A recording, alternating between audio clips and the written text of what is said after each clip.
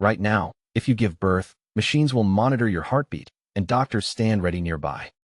But for more than 300,000 years, women gave birth a completely different way. No hospitals, no machines, no epidurals, just other women, firelight, and centuries of shared knowledge. So how did our ancient ancestors actually survive the most dangerous moment of human life? Today we're stepping into the cave, the hut, and the birthing circle of our ancestors. We'll meet the world's first midwives, the herbs they trusted, and the rituals that welcomed babies. We'll also bust a stubborn myth about lonely cave women giving birth all by themselves. By the end, you'll never look at a delivery room or a bassinet the same way. Picture flickering firelight, the smell of crushed herbs, and the low murmur of women's voices. Modern birth often happens lying flat on a bed under bright artificial light. Ancient women rarely gave birth lying down. Gravity was their ally, not their enemy. They squatted, knelt, or crouched, letting their body weight help the baby descend. Some held onto a low branch, a rope, or the shoulders of another woman. Birthing stools carved from what appear in art going back thousands of years.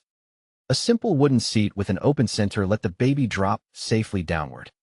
Archaeologists have found these stools in Egypt, Mesopotamia, and even ancient Rome. Upright positions used gravity, shortened labor, and gave the mother more control. Doctors today are rediscovering what ancient midwives always seemed to already know. Standing upright, leaning forward against a tree, was another commonly documented birthing posture. In parts of Africa, women sometimes gave birth kneeling on soft woven mats outdoors. Squatting opens the pelvis wider, letting the baby's head navigate the passage more easily. Modern doctors call this upright birth, though ancient women simply called it normal. No woman labored entirely alone. Someone experienced almost always stayed by her side. These helpers were the very first midwives, though no one called them that yet. Often it was a grandmother, an aunt, or simply the most experienced woman nearby. She had likely witnessed dozens of births and learned every warning sign by heart. Midwives read the mother's breathing, her pulse, and the rhythm of her contractions. They knew which positions eased pain and which movements could speed a stalled labor. Skills passed from mother to daughter, whispered and demonstrated, never written down. In many cultures, only women were allowed anywhere near the birthing space at all. Men were kept away, sometimes sent hunting, sometimes simply told to wait outside. This wasn't superstition alone. It created privacy, calm, and total female expertise. Birth rarely happened in the main living space where everyone else slept and ate. Many communities kept a separate birthing hut, tucked slightly away from daily life. In colder climates, the cave's warmest corner, near the fire, became the birthing spot. Soft bedding of moss, dried grass, or animal hides cushioned the laboring mother. Some cultures believed birth was sacred, requiring its own quiet, protected little space. Others believed the blood of birth was powerful, even slightly dangerous to others. Either way, the message was the same. Birth deserved its own dedicated ground. A fire kept nearby gave warmth, light, and a place to heat water and herbs. Midwives carried knowledge of dozens of plants collected from forests, hills, and riverbanks. Raspberry leaf tea was used across continents to help tone the uterus for labor. Ginger root eased nausea, while certain barks were brewed to calm sharp pain. Some herbs were believed to speed a slow labor along when time grew tense. Other plants supposedly protected mother and baby from evil spirits or bad luck. A small protective amulet might be tied around the mother's wrist or neck. Many cultures gave special meaning to the moon during a woman's labor night. A birth beneath a full moon was sometimes seen as lucky or powerful. Chanting, singing, or rhythmic drumming helped time contractions and calm mounting fear. These weren't just superstition. Rhythm and ritual genuinely lower stress and pain. In Europe, midwives brewed mugwort and chamomile to calm anxious, exhausted new mothers. In China, ginger and warming broths were central to postpartum recovery traditions for weeks. Cinnamon, fennel, and caraway seeds appear across many ancient recipes for labor support. Smoke from burning specific herbs was thought to purify the birthing space of illness. Modern science now confirms several of these ancient herbs do have real medicinal effects. Willow bark, an ancient painkiller, contains compounds related to modern aspirin itself. Honey was sometimes used to dress the healing cord stump after it was cut. We shouldn't romanticize this world too much. Ancient birth carried enormous, real danger. Without antibiotics, infection could kill a mother within days of a difficult birth. Obstructed labor, when a baby couldn't pass, had no safe surgical solution back then. Historians estimate maternal death rates far higher than anything we see today. This is precisely why community mattered so much. Many hands meant many chances. A skilled midwife's steady hands could turn a breech baby and save 2 lives. Massaging the belly, changing positions, or applying warmth could sometimes ease a stuck labor.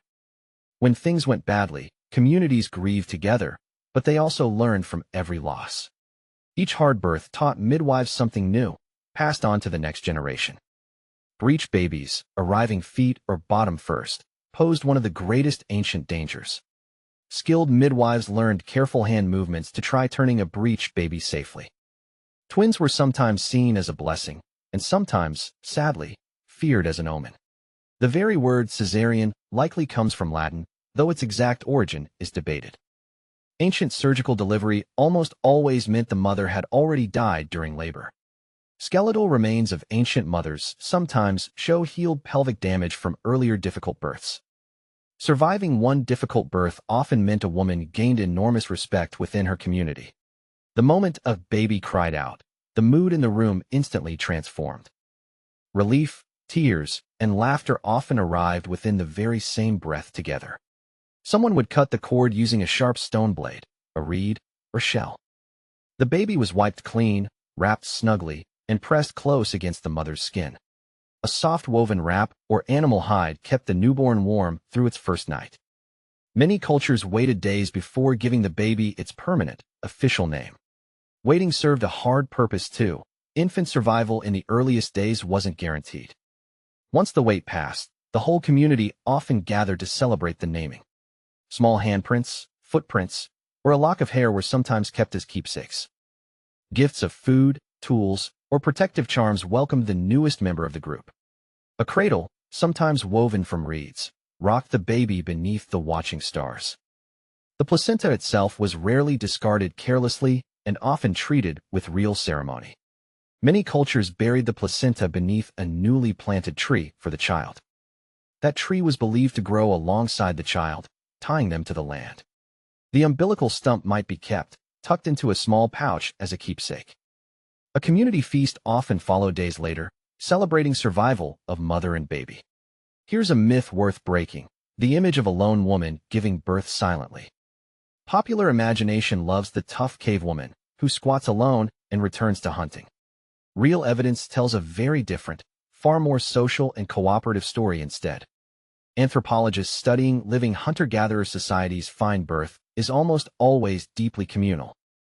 New research even challenges old assumptions about which sexes did which ancient work. For over a century, scientists assumed men only hunted and women only gathered. That clean divide, established around 1850, stuck around stubbornly for generations afterward.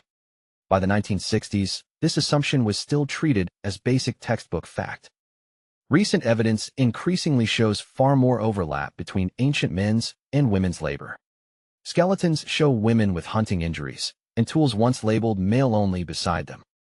This matters for birth too. Support networks were flexible, not rigidly gendered. Fathers, brothers, and grandfathers likely helped in ways old assumptions never imagined. Even burial sites show women buried with hunting weapons once assumed reserved for men. History, it turns out, is constantly being rewritten as new evidence keeps emerging. As settled farming villages grew, birthing customs slowly grew more structured and formal. In ancient Egypt, specific goddesses were called upon to protect women during labor. Egyptian women often gave birth crouching on specially made birthing bricks of clay. In ancient Greece, midwives like the legendary Agnotis fought simply for the right to practice. Roman households relied on trained midwives, some even writing early medical texts. Cyrenus of Ephesus wrote detailed instructions on delivery still studied by historians today. Through the Middle Ages, midwifery became a respected, often licensed community profession. Village midwives were sometimes among the only women granted real public authority.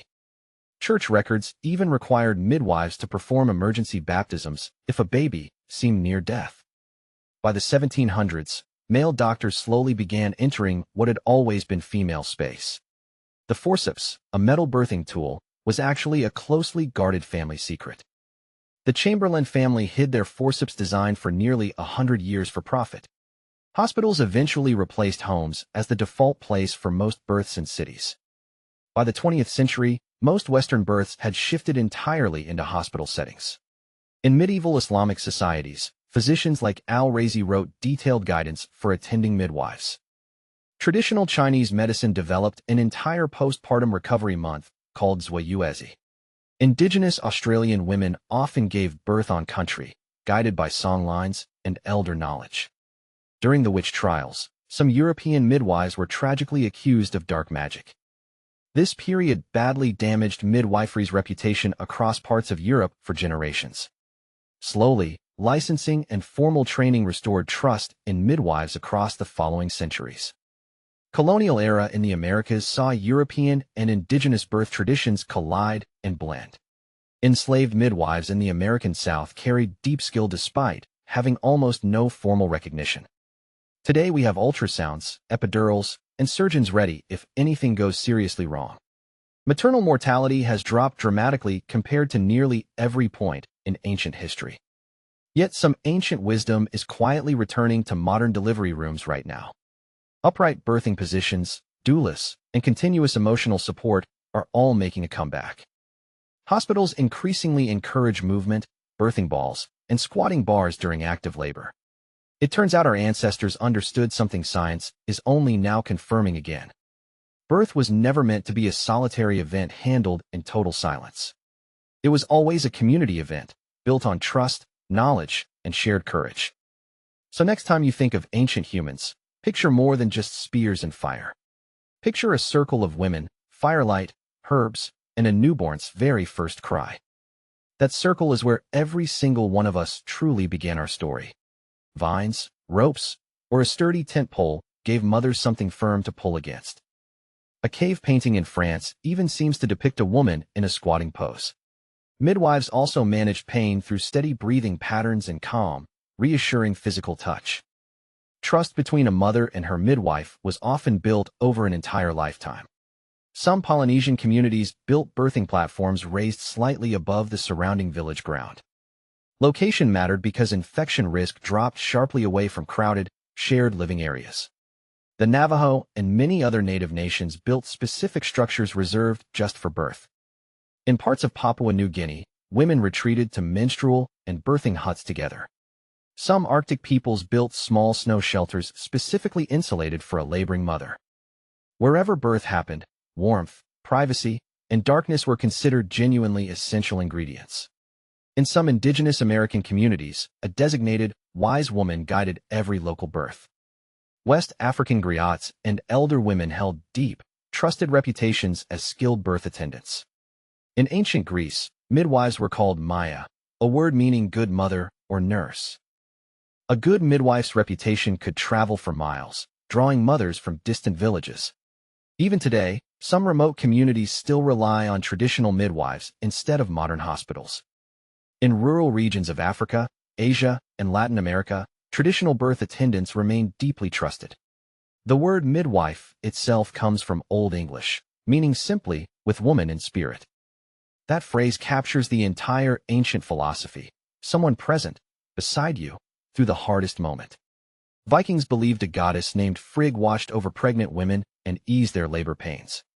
In ancient India, Ayurvedic texts described specific oils, positions, and herbal treatments for safe delivery.